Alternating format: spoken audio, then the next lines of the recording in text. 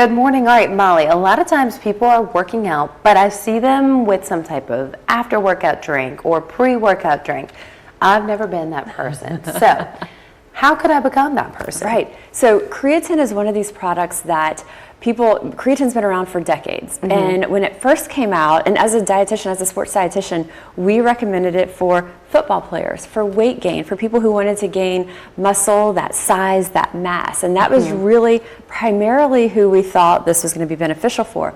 Over the past few decades, though, there has been a lot of research about creatine that is opening like a whole host of other benefits. Okay. One of the most surprising is for older adults.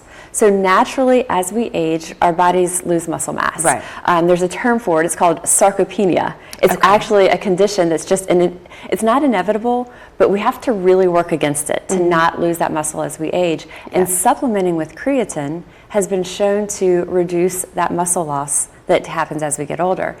It also can help with mental cognition, with our mental performance, with our memory. So there's reason I actually have my dad supplementing with creatine. I started taking it myself because when we look at endurance athletes, before or after a workout, it can actually really help with recovery.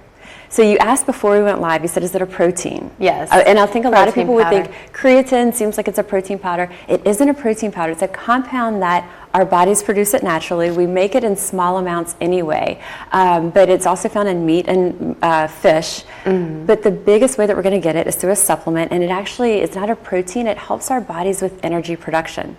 So that's why if we have limited stores of it, if we're doing an intense workout, adding creatine by supplementing with creatine can help with that muscle recovery. It helps us get that short burst of intensity in a workout. Awesome. It also helps with that muscle recovery and feeling better after a workout. Okay, so it comes in what type of form? Powder? It's in capsules or powder. Okay. And on the website, WGNO.com, we'll have how to take it. But typically 3 to 5 grams a day would be what is the typical recommended dosage. There's other ways that you can do it, but I would say that's kind of the standard 3 to 5 grams. Of the powder, it's a little, almost like a teaspoon-sized scoop is going to give you that 5 grams. You could put it into a smoothie.